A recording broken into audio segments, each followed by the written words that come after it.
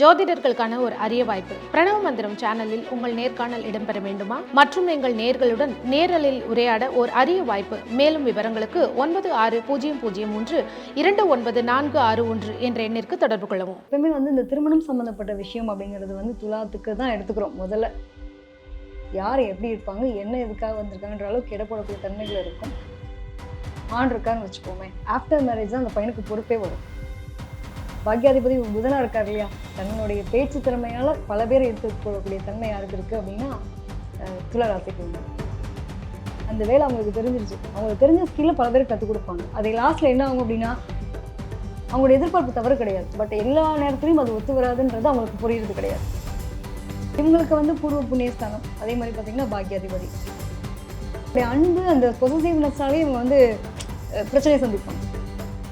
அவங்களுக்கு அதை எனக்கு மட்டுமே அப்படின்ற நினைக்கிறதுனால அவங்களுக்கு அந்த பிரச்சனைகளை கொடுக்கக்கூடிய தன்மைகள் இருக்குது. தன்னோட வாழ்க்கை யாருக்காக அர்ப்பணிச்சேன், என் குழந்தைக்காக அர்ப்பணிச்சேன். எனக்கு ரொம்ப பிடிச்ச ஒரு லைஃப் எங்கள் அப்பா சொல்லிட்டாரேன்னு அவருக்காக நான் அந்த வாழ்க்கையை விட்டு கொடுத்தேன்.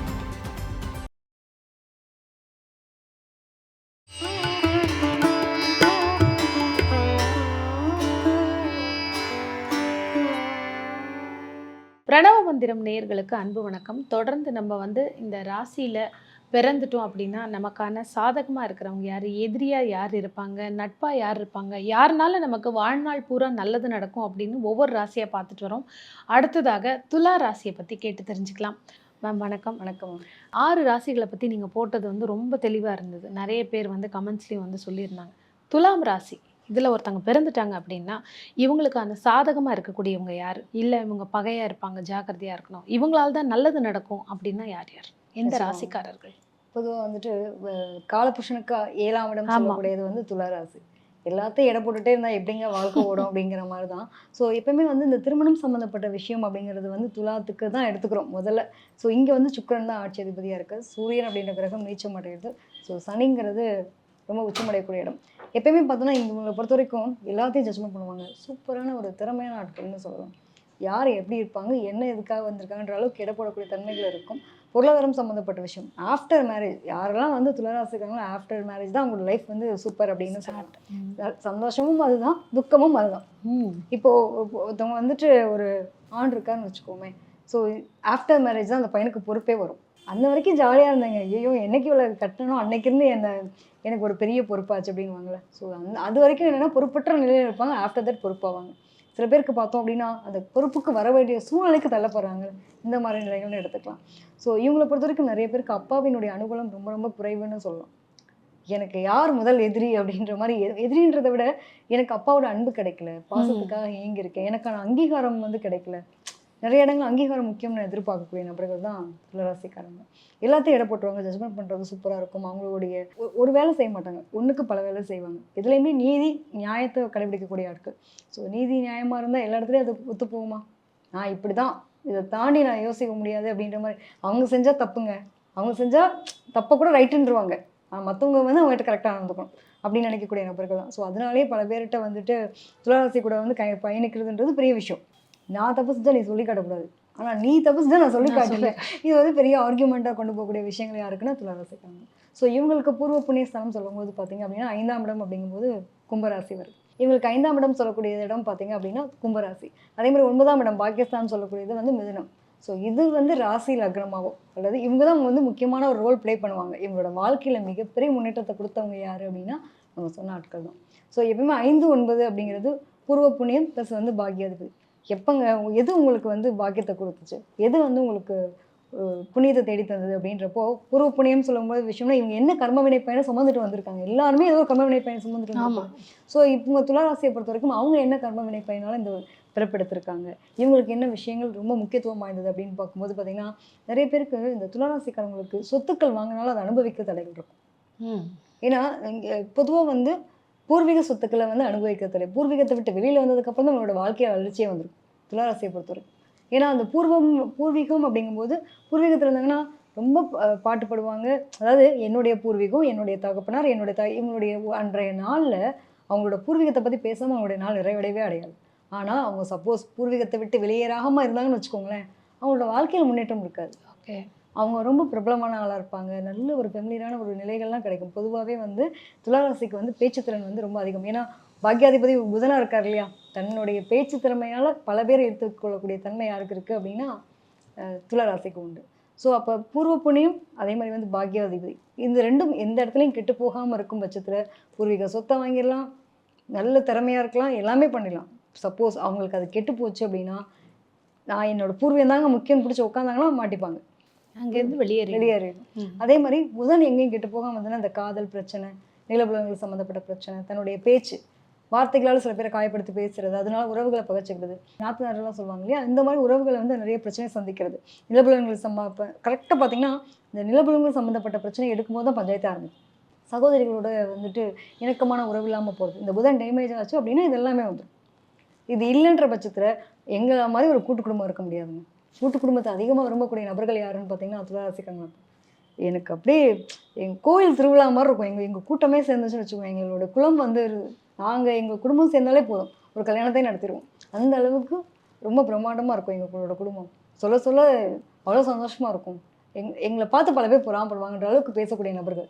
நம்ம சொன்ன மாதிரி இந்த ராசியில் இருக்கக்கூடிய கிரகங்கள் எங்கேயாவது டேமேஜ் ஆச்சு அப்படின்ற பட்சத்தில் கும்பத்தில் இருக்கக்கூடிய, அதாவது நாங்கள் வந்து சனி தான் ஆட்சி அதிபதி. ஸோ சனி எங்கேயாவது டேமேஜ் ஆனாலுமே சரி, அதே புதன் டேமேஜ் ஆனாலும் சரி, எந்த உறவுகள் ரொம்ப முக்கியத்துவம் கொடுத்தாங்க அந்த உறவுகளே இவங்களை வந்து வஞ்சிக்கக்கூடிய சூழ்நிலைக்கு தள்ளப்படுவாங்க. அதுதான் முதல் விஷயம். ஸோ இவங்களுக்கு 6, 8, 12 அப்படிங்கும்போது அவங்களோட வாழ்க்கையில் மிக முக்கியமான ரோல் ப்ளே பண்ணுறவங்க எது அப்படின்னு பார்க்கும்போது இவங்களுக்கு 6ஆம் இடம் சொல்லக்கூடிய இடம் பார்த்திங்கன்னா மீனராசி. அதே மாதிரி 8, 6, 8 அப்படிங்கும்போது இவங்களுக்கு ரிஷபம். அதே மாதிரி 12ஆம் இடம் அப்படிங்கும்போது கன்னி. ஸோ இந்த 6, 8, 12ன்றது இந்த 3 ராசிக்காரங்களும் 3 லக்னக்காரங்களும் அவங்களோட குடும்பத்தில் மிக முக்கியமான நபர்களாக இருப்பாங்க. இவங்க தான் சந்தோஷத்தை அள்ளி அள்ளி வழங்குறவங்க யாருன்னா அந்த துலா ராசிக்கு இந்த 3 ராசிக்காரங்க தான். இந்த 3 ராசிக்காரங்க இவங்களோட வாழ்க்கையில் மறக்க முடியாத நபர்களாக இருப்பாங்க. அந்த அளவுக்கு என்னுடைய வாழ்க்கையை அர்ப்பணிக்கிறதே இவங்களுக்காக தான். என்னுடைய வாழ்க்கையில் இவ்வளோ பெரிய நான் கஷ்டத்தை சந்திச்சதுக்கு முதல் காரணமே இவங்க தான்.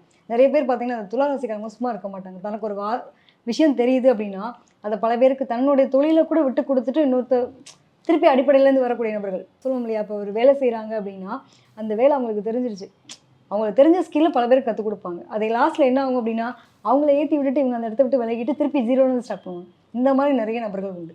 ஏன்னா நம்பி ஏமாறக்கூடிய சூழ்நிலைகள், தன்னுடைய உறவுக்காக தன்னுடைய உறவு எங்கேயும் கெட்டு போயிடக்கூடாதுன்றதுக்காக நம்பி செஞ்சுருவாங்க. அதுக்கப்புறம் வந்து அவப்பெயரில் சந்திப்பாங்க. ஸோ இந்த நிலைகள் இந்த ராசி நக்கலமாகவும் இருக்கிறதுக்கான கொடுப்பனைகள் உண்டு. இப்போ சில பேருக்கு நீங்கள் சொல்கிற மாதிரி பார்த்தீங்கன்னா இந்த பூர்வ புண்ணியம் பாகிஸ்தானத்தில் ஒரு கணவருடைய லக்னம் இருக்கலாம்.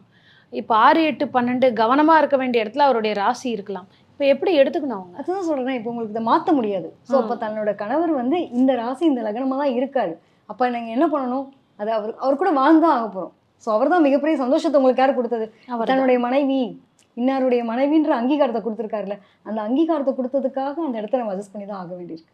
ஸோ என்னோட கணவர் அடுத்தாள் அடித்தா நம்ம போய் கேள்வி கேட்கலாம். என்னுடைய கணவர் எப்போ ஒரு வார்த்தை உரிமையாக கேட்குறாங்க, அதையே நான் கோவப்படணும், விட்டு கொடுத்து போகலாம். இதே வந்து ஒரு மனைவியாக இருக்கா, நீங்கள் வந்து ஆணை கேட்டீங்க, சப்போஸ் அந்த இடத்துல ஒரு பெண்ணாக இருக்கான்னு வச்சுப்போமே. ஸோ இப்போ ஒரு பெண் இருக்கா அப்படிங்கும்போது என்னோட கணவர் தானே, எனக்கான விஷயத்தை இவ்வளோ தூரம் செஞ்சுருக்காரு தானே, ஓகே அவருக்கு நேரம் சரியில்லை, நம்ம பொறுமையாக போகலாம். தெரிஞ்சுக்கிட்டாங்கன்னா இதை பொறுமையாக கொண்டு போயிடுவாங்க. இல்லைன்ற பட்சத்தில் இது குடும்பமே வேண்டாம், விலகி போகணுன்ற அளவுக்கான எண்ணங்கள் தோணிடும். கண்டிப்பாக அருமையான ஒரு பதிவு. அடுத்ததாக விருச்சிகம். இவங்களுக்கு வந்து பூர்வ புண்ணிய ஸ்தானம், பாக்யாதிபதி அப்படிங்கிறவங்க எந்த ராசிகளில் வருவாங்க? அதே மாதிரி 6, 8, 12ன்னு கவனமாக இருக்க வேண்டிய ராசிகள் யார் விருச்சிக ராசிக்கு? பொதுவாக வந்து மேம் விருச்சிக ராசி எடுத்துட்டோம் அப்படின்னா காலபுருஷனே 8ஆம் இடம். 8ஆம் இடம் அப்படின்னாலே மறைவு ஸ்தானம் சொல்லுவாங்க. பொதுவாக வந்து 8 அப்படிங்கிறப்போ எல்லாருமே பயப்படக்கூடிய விஷயம். ஏன்னா இங்கே வந்து விருச்சிகம் அப்படின்னாலே வந்து தேலினுடைய சிம்பிள் இருக்கும். எல்லாரும் பார்த்து பயப்படுற ஒரு விஷயம் என்னென்னா இவங்க எப்போ எப்படி இருப்பாங்கன்னே தெரியாது. ஆக்சுவலாக அவங்கள மாதிரி ஒரு நல்ல குணம் இருக்கவங்க யாருமே இருக்க முடியாது. என்னை பொறுத்த வரைக்கும் விருச்சிக ராசி இதுக்கு பெஸ்ட் அப்படின்னு சொல்லுவேன்.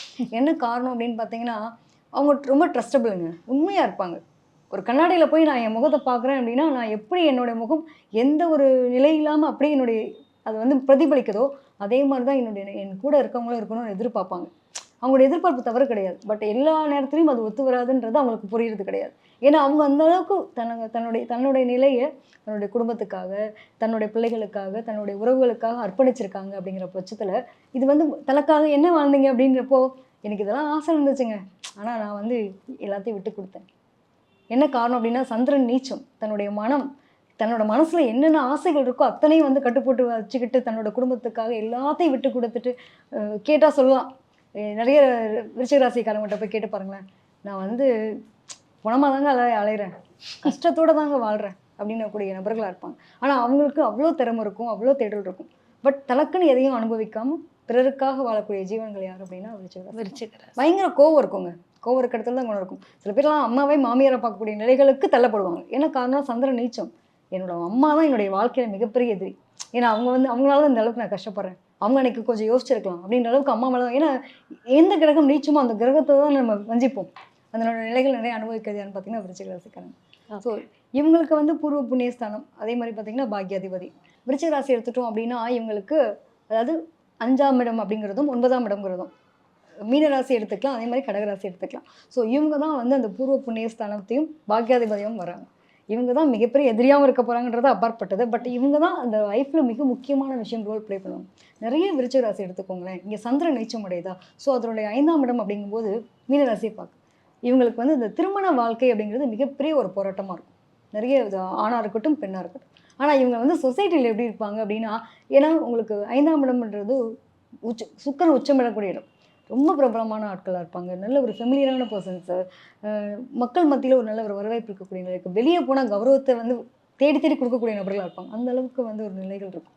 எப்பயுமே வந்து தன்னை மிடுக்காக காட்டிக்கிறது, தன்னுடைய கௌரவத்தை வந்து விரும்பக்கூடிய நபர்கள் யார் அப்படின்னு பார்த்தீங்கன்னா கண்டிப்பாக இவங்களுக்கு அந்த பூர்வ புண்ணியாதிபதியும் சரி பாக்யாதிபதியும் ரொம்ப அழகாக இருக்குன்னு சொல்லலாம். ஏன்னா அவங்களுக்கு அடுத்ததை பார்த்தீங்க அப்படின்னா அந்த பூர்வ புண்ணியம் சொல்லும்போது கடகத்தை வருது, அதுவுமே சந்திரனுடைய நிலை. ஆமாம். இப்போ சந்திரன் இங்கே நீச்சம், அதே வந்து அந்த சந்திரன் இந்த இடத்துல வந்து ஆட்சி வீட்டிலேருந்து இப்போ இது எல்லாமே கனெக்டட் தானே. ஆமாம். ஸோ அப்போ அவங்களுக்கு எது பிரச்சனையாக இருக்குன்னு மிகப்பெரிய விஷயம் என்னென்னா மனம், தன்னோட தாய், தன்னுடைய மாமியார், இதுதான் அவங்களுடைய மிகப்பெரிய ரோலாக இருக்கும்.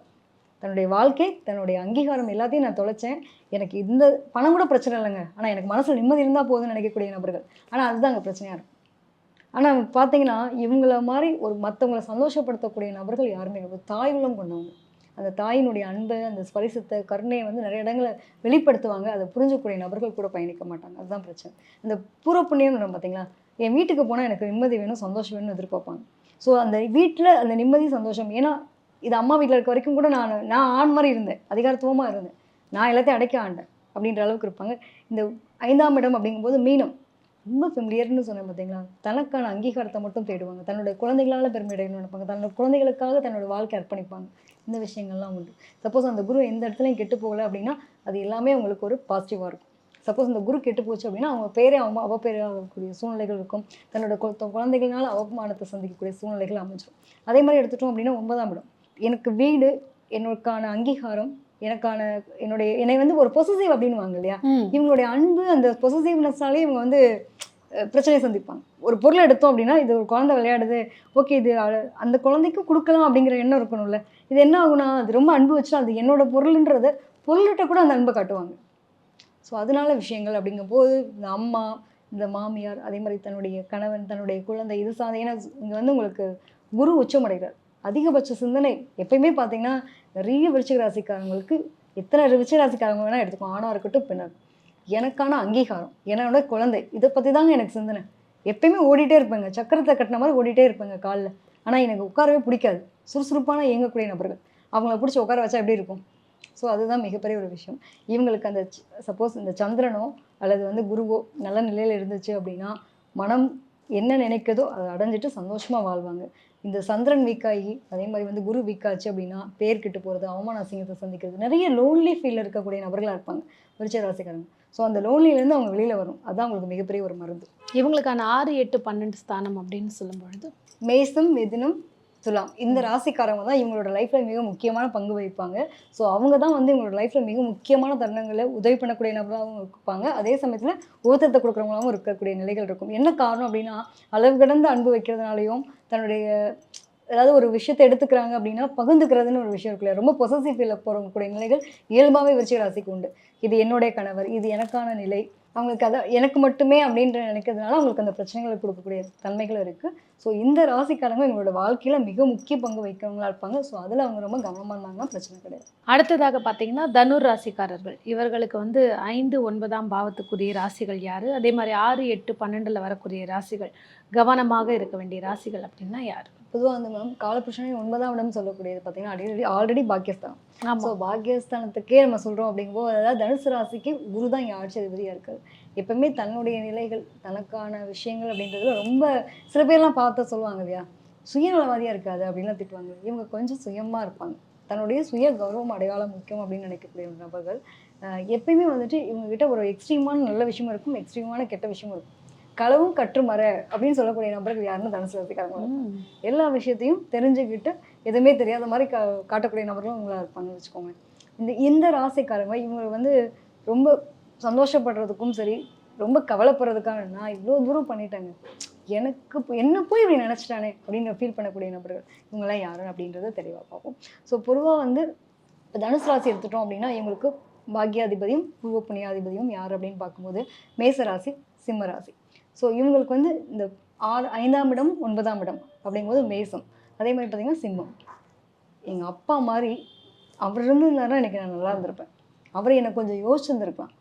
என்னை வந்து இப்படி விட்டுருக்க வேண்டிய அவசியம் இல்லை. ஸோ எங்கள் அப்பா தாங்க மிகப்பெரிய எனக்கு லைஃப்பில் இவரை மாதிரி மட்டும் இருந்துடவே கூடாது. ஒரு குழந்தைக்கான ஒரு அங்கீகாரத்தை அவரோட சுயநலம் முக்கியம்னு வாழ்ந்துட்டு போயிட்டாரு. எனக்கான நிலையில் கொஞ்சம் யோசிச்சிருக்கலாம் அப்படின்ற அளவுக்கு தன்னுடைய தகப்பனார் சம்மந்தப்பட்டது, தன்னுடைய பூர்வீகம், என்னோட தாத்தா வந்து இப்படிலாம் இருந்திருக்காரு. நிறைய பார்த்தீங்கன்னா அந்த பூர்வீகத்தோட ரிலேட் ஆகும் பார்த்தீங்களா, என்னுடைய தகப்பனார், என்னுடைய தாத்தா, இந்த மாதிரி உறவுகளில் வந்து எனக்கான விஷயங்கள் அப்படிங்கும்போது இவங்களுக்கு இதுதான் மிக முக்கியமான ரோல். நிறைய பாருங்கள் தனுசு ராசிக்காரங்க, மேச ராசிக்காரங்க, அதே மாதிரி சிம்ம ராசிக்காரங்க, இவங்களுக்கு எல்லாத்துக்கும் கனெக்டட் அந்த சூரியன் கனெக்ட் ஆகிட்டே இருக்கும். ஸோ இவங்களுக்கு அந்த குரு சூரியன், அப்போ குழந்தை, தன்னுடைய தகப்பனார், தன்னுடைய மூதாதைகள், இவங்க தான் கனெக்ட், இதுதான் கனெக்டட். ஸோ இதுதான் இவங்களுடைய மிகப்பெரிய வாழ்க்கை முக்கியமான விஷயம்னு எடுத்துக்கலாம். தன்னோட வாழ்க்கை யாருக்காக அர்ப்பணித்தேன்? என் குழந்தைக்காக அர்ப்பணித்தேன். எனக்கு ரொம்ப பிடிச்ச ஒரு லைஃபுங்க. எங்கள் அப்பா சொல்லிட்டாரேன்னு அவருக்காக நான் அந்த வாழ்க்கையை விட்டு கொடுத்தேன். எங்கள் அப்பாவோட கௌரவம் முக்கியம், எங்களுடைய சுய கௌரவம். எங்கள் குடும்பத்தில் வந்து எங்கள் பேரை சொன்னால் ஓரளவுக்கு நல்லா தலை காட்டக்கூடிய நிலையில் வெளியில் இருக்கும். நான் செய்கிற ஒரு விஷயம் எங்கள் அப்பாவையோ என்னோட தாத்தாவையோ என்னோட பூர்வீகத்தையோ கெடுத்துடக்கூடாதுன்றதுக்காக நான் என்னுடைய வாழ்க்கை அர்ப்பணித்தேன். ஸோ இவங்களுக்கு அந்த பூர்வ புண்ணியத்தின் மீதான ஒரு விஷயம் அப்படிங்கும்போது 5ஆம் இடம் போது மேசராசி. ஸோ இதுதான் அந்த சூரியன் எங்கேயும் கெட்டு போகலன்னா நம்ம சொன்ன மாதிரி என்னப்பா விரும்பிட்டியா, ஒன்றும் பிரச்சனை இல்லைப்பா, அப்பா தாத்தா இருந்தால் கூட பரவாயில்ல, நான் உங்களுக்கு உனக்காக பண்ணுறேன்ற அளவுக்கு இறங்கி வருவாங்க. சப்போஸ் அந்த சூரியன் எங்கேயாவது டேமேஜ் ஆச்சு அப்படின்னா வச்சு செஞ்சு விட்டுரும். ஒரு தன்னுடைய கோத்திரத்தின் மீது, குலத்தின் மீதான அக்கறை இல்லாமல் வெளியில் போகக்கூடிய நிலைகள் அவப்பேர்களை சந்திக்கிறதும் இவங்க தான். என்னோட பூர்வீகம், என்னோட குலம், என்னோட கோத்திரம், இதை தாண்டி நான் வேறு எதுவும் யோசிக்க மாட்டேன்னு இருக்கக்கூடிய நபர்களும் இவங்க தான். என்னதான் இருந்தாலும் பழமைவாதியாகவும் இருப்பாங்க. ஆனால் ஒரு சில நேரங்களில் இவங்களுடைய நிலைகள் வெளியில் தள்ளப்படுவோம். இவங்களுக்கும் அந்த பூர்வீகத்துக்கும் ஒரு தொடர்பு உண்டு. ஸோ பூர்வ புண்ணியம் அப்படின்னு எடுத்துட்டாக்கா. அதே மாதிரி வந்து பார்த்தீங்க அப்படின்னா பாக்யாதிபதி வந்து சிம்மம். ஸோ சிம்மம் அப்படின்னாலுமே சரி, தனித்துவத்தை விரும்பக்கூடிய நபர்கள். நிறைய தனுசு ராசிக்காரங்களுக்கு குழந்தை பிறப்பு சம்மந்தப்பட்ட பிரச்சனை இருக்கும். அதே மாதிரி உங்களுக்கு வந்து உடம்பு ரொம்ப ஹீட் இருக்கக்கூடிய நிலைகள் இருக்கும். ஆளுமை, ஆமாம், நிறைய ஆளுமை பண்பு, அட்வைசர், செம்ம அட்வைஸ். நீங்கள் போனீங்கன்னா தெரியும், இந்த இடத்துக்கு இங்கே போனால் இது நடக்கும் அப்படின்ற அளவுக்கு அட்வைசபிள் பண்ணக்கூடிய நபர்கள் யாருன்னா தனுசு ராசிக்காரங்க. ஸோ இவங்களுக்கு அந்த பூர்வ புண்ணியம்னு சொன்ன குழந்தை மூலமாக சந்தோஷத்தை கொடுக்குறது இந்த பாக்யாதிபதி அப்படிங்கும்போது உங்களுக்கு சூரியன் தான் அங்கே அதிபதியாக வர்றாரு. ஸோ இவங்களுக்கு அந்த குழந்தை சம்மந்தப்பட்ட பிரச்சனையோ அல்லது நல்லதோ, சப்போஸ் டேமேஜாக இருந்துச்சு அப்படின்னா பிரச்சனையை கொடுத்துரும், இல்லை அப்படின்னா சந்தோஷத்தை கொடுக்கும். 3 பாட்டும் சுத்துங்க இன்னைக்கு என் கையில் இருக்குது சொல்கிறாங்க இல்லையா. அப்போ இதெல்லாம் யார் அப்படின்னா இந்த பாக்யாதிபதி நல்லா இருந்துச்சு அப்படின்னா பூர்வீக சொத்துக்களும் சரி, 3 பாட்டும் சொத்தை கூட அனுபவிக்கக்கூடிய சூழ்நிலைகள் இருக்கும். அதே மாதிரி கௌரவம், என்னோட தாத்தா வந்து சின்னத்தில் கிராமத்தில் வந்து ஒரு அதிகாரியாக இருந்தார். இன்றைக்கி பார்த்தீங்கன்னா நான் அரசியல் பிரமுகராக இருக்கேன். அந்த மாதிரி ஒரு நல்ல பேரும் சரி, கெட்ட பேரும் சரி, எல்லாமே வழியாக வரக்கூடிய நிலை யாருக்கு இருக்கும் அப்படின்னா தனுசு ராசிக்காரங்களுக்கு. ஸோ இவங்களுக்கு 6, 8, 12 அப்படின்னு எடுத்துக்கும் போது இவங்க தான் லைஃப்பில் மிக முக்கியமான பங்கு வகிக்கக்கூடிய நபர்கள். இவங்க தான் இவங்களோட வாழ்க்கையில் மிக பிரச்சனை கொடுக்கக்கூடிய நபர்கள்னு எடுத்துக்கலாம். ரிஷபம், கடகம், விருஷகம், இந்த 3 ராசிக்காரங்க தான் 6, 8, 12 வராங்க. ஸோ ரிஷபம் எடுத்துக்கும் போது பார்த்தீங்க அப்படின்னா ஒரு தனுசு ராசியில் ஒருத்தவங்க இருக்காங்க அப்படின்னா ரிஷப ராசிலாம் ஒன்று அந்த குழந்தையா இருக்கும், தன்னுடைய தகப்பனாராக இருக்கலாம், ஏதோ ஒரு வகையில் அந்த உறவுகளோட கனெக்ட் ஆகக்கூடிய விஷயங்கள் தான் கண்டிப்பாக இருக்கும். ரிஷபம், கடகம், விருஷகம், இந்த 3 ராசிகள் தான் இவங்களுக்கு மிக முக்கியமான ரோல் பிளே பண்ணும். அந்த வீட்டில் ஒரு மாமியாராக இருப்பாங்க விருச்சிக ராசியில், அந்த வீட்டில் ஒரு தாயாக இருப்பாங்க, அல்லது அட்லீஸ்ட் அந்த வீட்டில் ஒரு குழந்தையா இருப்பாங்க. இந்த மாதிரியான ராசிக்காரங்க தான் இவங்களுடைய மிக முக்கிய ரோல். இதை யாராவது விட முடியுமா? முடியாது, யாரையுமே விட முடியாது. ஏதோ ஒரு வகையில் ரக்கணமாவோ ராசியாவோ வரும் பட்சத்தில் இவங்க என்ன பண்ணலாம் அப்படின்னா அவங்களுக்காகவே தன்னோட வாழ்க்கை அர்ப்பணிப்பாங்க. இப்போ தனுசு ராசிக்காரங்க இருக்காங்கன்னா ரிஷபத்தில் இருக்கவங்க வந்து ஒரு குழந்தையா இருக்கான்னு வச்சுக்கோங்களேன், அந்த குழந்தைக்காகவே இந்த தாய் வாழணுமா? ஆமாம், எல்லாம் அந்த குழந்தை வந்து என்னதான் டார்ச்சர் கொடுத்தாலும் அதை அனுபவிக்க வேண்டிய கடமை யாருக்கு இருக்குது? அந்த தாய்க்கு இருக்குது. விருஷிகத்தில் வந்து ஒரு பெண் இருக்கான்னு வச்சுப்போம், சப்போஸ் கணவர் வந்து தனுசு ராசியாக இருக்கார், என்ன பண்ண முடியும்? ஒன்றும் பண்ண முடியாது. என்னோட கணவர் வந்து எப்பயுமே என்னை கண்டுக்கவே மாட்டாருங்க, கோவப்பட்டுட்டே இருப்பார், எரிஞ்சு விழுவார். ஆனால் நான் அட்ஜஸ்ட் பண்ணி தான் ஆகும், வேறு வழி இல்லை. ஏன்னா என்னோட கணவர் ஆகிட்டார், எல்லாத்துக்கும் அட்ஜஸ்ட் பண்ண வேண்டிய சூழ்நிலைகள் அப்படின்ற மாதிரி. ஸோ இந்த உறவுகள் எடுத்துட்டோம் அப்படின்னா மிக முக்கியமான பாதகங்களையும் சாதகங்களையும் கொடுக்கக்கூடிய உறவுகளாக இருக்குது. சப்போஸ் நம்ம சொன்ன மாதிரி இந்த அதிபதிகள் எங்கேயும் கெட்டு போகாமல் இருந்துச்சு அப்படின்னா அந்த உறவு ரொம்ப சூப்பரான சாதகமான உறவாக இருக்கும், இல்லைன்னா வச்சு செய்யக்கூடிய பாதகமான உறவாக இருக்கும். ஸோ தெரிஞ்சுக்கிட்டோம் அப்படின்னா நம்மளோட நிலைகளை எங்கேயும் விட்டு கொடுக்க வேணாம். ஓகே, இது ரைட்டு, இவ்வளோதான் இதோட நிலை தெரிஞ்சுக்கிட்டோம். ஒரு டம்ளரில் எவ்வளோ அளவுக்கு ஒரு கொள்ளளவு இருக்கும், என்னுடைய டம்ளர் அளவுக்கு தான் தண்ணி, இது அளவுக்கு தான் ஊற்றணும் அப்படிங்கிற மென்டாலிட்டிக்கு அவங்க வந்துடும். ஸோ பற்று பாசம் வைக்கிறதுன்றத பாசம் மட்டும் வச்சுக்கணும், பற்று வச்சுக்கணும். இது என்னைக்கா இருந்தாலும் உங்களுக்கு அதுக்கான ஒரு மறுபக்கத்தை காட்டியே தீரும் அப்படிங்கிறது தெரிஞ்சுக்கிட்டோம் அப்படின்னா ஒரு அளவோடு இருந்துக்கிட்டாங்கன்னா பிரச்சனை கிடையாது. பொதுவாக வந்து இவங்களுக்கும் அந்த பூர்வீகத்துக்கும் பயங்கரமான ஒரு கனெக்டட். இடம் பொருள் ஏவல் அப்படின்னு ஒரு விஷயம் இருக்கு இல்லையா, இதெல்லாம் ரொம்ப வந்துட்டு கவனமாக செலுத்தக்கூடிய நபர் யாருன்னா, வீக்கெண்ட் ஆச்சுன்னா என் ஹஸ்பண்ட் கூட நான் ஜாலியாக இருக்கலாம் எதிர்பார்ப்போடு வந்தாங்கன்னா இவங்கெல்லாம் வேலையை கட்டிட்டு அழுகுறாங்க.